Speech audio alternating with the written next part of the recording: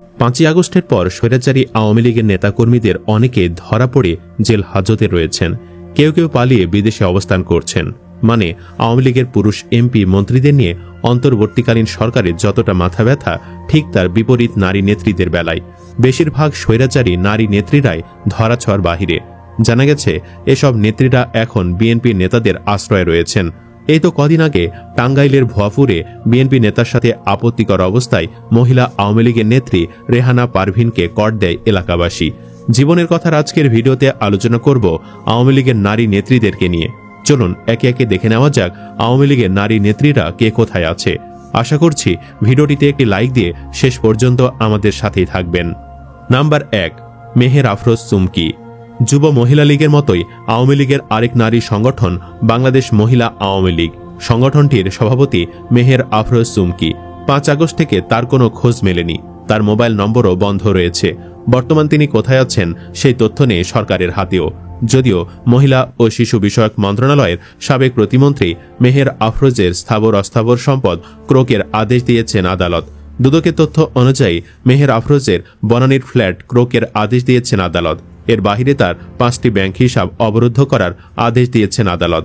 ক্ষমতার অপব্যবহার করে 5,27,31,356 টাকার জ্ঞাত আয় বহির্ভূত সম্পদ অর্জনের অভিযোগে মেহের আফরোজের বিরুদ্ধে গত 21 জানুয়ারি মামলা করে দুদক। নাম্বার 2, শিমিন হোসেন রিমি। আওয়ামী লীগের সভাপতি মণ্ডলীর শিমিন হোসেন রিমি। তিনি তাজউদ্দিন আহমেদের কন্যা। যে তাজউদ্দিন মুজিবকে ঘৃণা করতেন, সে তাজউদ্দিনের মেয়ে কেন আওয়ামী লীগের রাজনীতি করেন তা নিয়ে ক্ষোভ অনেকের। দ্বাদশ জাতীয় সংসদ নির্বাচনে গাজীপুর 4 আসন থেকে জয় পান শিমিন হোসেন রিমি। প্রতিমন্ত্রী হিসেবে নতুন মন্ত্রিসভায়ও ডাক পান তিনি। হাসিনার পলায়নের পর সোহেল তাজকে প্রকাশ্যে দেখা গেলেও আত্মগোপনে চলে গেছেন স্বৈরাচারী রিমি। ধারণা করা হচ্ছে ভাইয়ের ছত্রচ্ছায় তিনি দেশে আছেন। বৈষম্য বিরোধী আন্দোলন চলাকালে গত বছরের 4 আগস্ট গাজীপুরের কাপাসিয়ায় সরকার বিরোধী বিক্ষোভে হামলার ঘটনায় সাবেক প্রতিমন্ত্রী শিমিন হোসেন রিমির নামে মামলা হয়েছে। কিন্তু বিএনপি নেতারা চান না শিমিন হোসেন রিমি গ্রেফতার হোক। এমনকি রিমিকে মামলা থেকে খালাস না দেওয়ায় ক্ষোভ প্রকাশ করেছেন কিছু কিছু বিএনপি নেতারা। এবার নিশ্চয়ই বুঝতেই পারছেন কেন আটক হচ্ছে না আওয়ামী লীগের দোসররা। নাম্বার 3, শাম্মী আহমেদ। আওয়ামী লীগের আন্তর্জাতিক বিষয়ক সম্পাদক ডক্টর শাম্মী আহমেদ। সম্প্রতি তার গুলশানের বাসায় চাঁদাবাজির ঘটনায় তিনি আলোচনায় এসেছেন। শাম্মী আহমেদকে অনেকদিন যাবৎ বাহিরে দেখা যায় না, কিন্তু তিনি নিজ বাসাতে আছেন। হত্যা মামলার আসামি লীগের এমপি শাম্মীকে কেন গ্রেফতার করা হচ্ছে না, এর খুঁটির জোর কোথায়, সেই প্রশ্ন অনেকেরই। উল্লেখ্য, শাম্মী আহমেদ 2024 সালের দ্বাদশ জাতীয় সংসদ নির্বাচনে বরিশাল 4 আসন থেকে আওয়ামী লীগ মনোনীত প্রার্থী ছিলেন। তবে দ্বৈত নাগরিকতার কারণে তার মনোনয়ন বাতিল হয়। পরবর্তীতে দ্বাদশ জাতীয় সংসদের সংরক্ষিত মহিলা আসনের সংসদ সদস্য নির্বাচিত হন এবং দ্বাদশ জাতীয় সংসদের প্রবাসী ও বৈদেশিক কর্মসংস্থান মন্ত্রণালয় সম্পর্কিত সংসদীয় স্থায়ী কমিটির সদস্য মনোনীত হন। নাম্বার 4, মমতাজ বেগম। কয়েক মাস হল হত্যা মামলাসহ 2 মামলায় মানিকগঞ্জ 2 আসনের সাবেক সংসদ সদস্য ও কণ্ঠশিল্পী মমতাজ কারাগারে আছেন। এর আগে তাকে 6 দিনের রিমান্ডও দেওয়া হয়েছিল। কারাগারে মমতাজ ডিভিশন অর্থাৎ ভিআইপি সুযোগ সুবিধার জন্য আবেদন করেছিলেন, কিন্তু আদালত তার এই অযৌক্তিক দাবি মেনে নেয়নি। অর্থাৎ কারাগারে এখন নিজের সমস্ত কাজ মমতাজ নিজেই করছেন। ঘর মোছা, বাথরুম পরিষ্কার, নিজের জামাকাপড় ধোয়া সহ সব কাজ তাকেই করতে হচ্ছে। আওয়ামী লীগের অন্য নেতারা ডিভিশন প্রাপ্ত হওয়ায় কারাগারে একজন করে কাজের লোক পেয়েছেন, কিন্তু মমতাজের সব কাজ তাকেই করতে হচ্ছে। ভিআইপি লাইফস্টাইল ফেলে কারাগারের কষ্টের জীবন মেনে নিতে খুব কষ্ট হচ্ছে মমতাজের। কারা সূত্র জানিয়েছে, মমতাজ এখন প্রায় অনুশোচনায় নিস্তব্ধ হয়ে থাকেন। নিজের ছেলে বসে ফুপিয়ে ফুপিয়ে কাঁদেন। মমতাজের মন খারাপের আরও কারণ আছে। অনেক বন্ধুদের সঙ্গে তার ছিল আত্মার সম্পর্ক, যারা ছিল তার আপনজনদের চেয়েও বেশি। তাদের কেউ তার খোঁজ নেয়নি। কারাগারের একটি সূত্র জানায়, কারাগারে সুস্থ আছেন মমতাজ। তিনি প্রতি সপ্তাহে পরিবারের সঙ্গে টেলিফোনে কথা বলেন। বেশিরভাগ সময় তিনি কারাগারে দেওয়া খাবারই খান। নাম্বার 5, আলিয়া সারোয়ার ডেইজি। বাংলাদেশ যুব মহিলা লীগের সভাপতি আলিয়া সারোয়ার ডেইজি বর্তমানে রয়েছেন মার্কিন যুক্তরাষ্ট্রে। গত আগস্টে সরকার পতনে 2 দিন আগে দেশ ছাড়েন তিনি। হোয়াটসঅ্যাপে আলিয়া সারোয়ার ডেইজি জানান, তিনি 3 আগস্ট রাতে বাংলাদেশ ত্যাগ করেন। দেশ ছাড়ার কারণ জানতে চাইলে ডেইজি বলেন, আমার মেয়ে অন্তঃসত্ত্বা, মা হিসাবে আমার এই মুহূর্তে তার পাশে থাকা উচিত, তাই আমি এসেছিলাম। তবে এর মধ্যে এত বড় দুর্ঘটনা ঘটে যাবে এমনটা আমি কেউই কখনো ভাবেনি। উল্লেখ্য, এই ডেইজির নামে অভিযোগের শেষ নেই, বাড়ি নেই, তবুও 24 লাখ টাকা ভাড়া তোলেন ডেইজি। নির্বাচনী হলফনামায় এমন গাঁজাখুরি তথ্য দিয়ে ভাইরাল হয়েছিলেন হাসিনার এই দোসর। Number 6, doctor Dipu Moni. বিদায়ী আওয়ামী লীগ সরকারের সাবেক সমাজ কল্যাণমন্ত্রী ডাক্তার দীপু বর্তমান কারাগারে রয়েছেন। দীপুমণি গ্রেফতারের পর ক্ষমতার অপব্যবহার ও ঘুষ দুর্নীতির নানা তথ্য বের হতে শুরু করেছে। আওয়ামী লীগে বড় পদ পদবি পেয়ে গত প্রায় 16 বছর তিনি বেশ বেপরোয়া ছিলেন।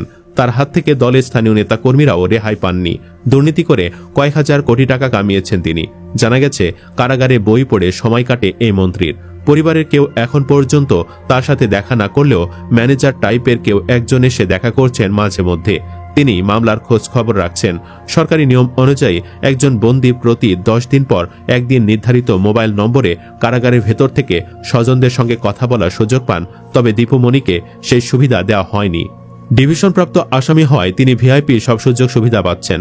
মানে কারাগার দীপুমণির জন্য হয়ে উঠেছে 5 স্টার হোটেল। সাধারণ বন্দীরা মাছ মাংস পান এক বেলা, কিন্তু ডিভিশন প্রাপ্ত হওয়ায় দীপু 2 বেলা মাছ মাংস পান। সূত্র জানায়, দীপুমণি কারাগারে কাজের লোকও পেয়েছেন। মানে কারাগারে তার আরাম আর আরাম। দেশের পেছন দিয়ে বাস ঢুকিয়ে দেওয়া একজন ব্যক্তির কেন ফাঁসি কার্যকর করা হচ্ছে না, সেটা ভেবেই অবাক হচ্ছেন সবাই। তন্ময় পোদ্দার লিখেছেন, এত বড় মাপের অপরাধে অভিযুক্ত ব্যক্তিকে ডিভিশন দেওয়ার অর্থ কি? বিচার ঠিকমতো হলে তার ফাঁসি কিংবা যাবজ্জীবন কারাদণ্ড হবে। তারপরেও কেন দীপুমণি ডিভিশন পেয়েছেন জানতে চাই। Number 7, doctor Rokeya Sultana. স্বাস্থ্য ও জনসংখ্যা বিষয়ক সম্পাদক ডাক্তার রোকেয়া সুলতানা। হাসিনার এই দোসর হাসিনার পলায়নের পর গর্তে লুকিয়েছেন। অভিযোগ রয়েছে, ডাক্তার রোকেয়া সুলতানার পরিবারের অনেক সদস্যরাই বিএনপির সাথে জড়িত, যাদের ছত্রছায়া আছেন এই নেত্রী, যে কারণে তাকে গ্রেফতার করা হচ্ছে না।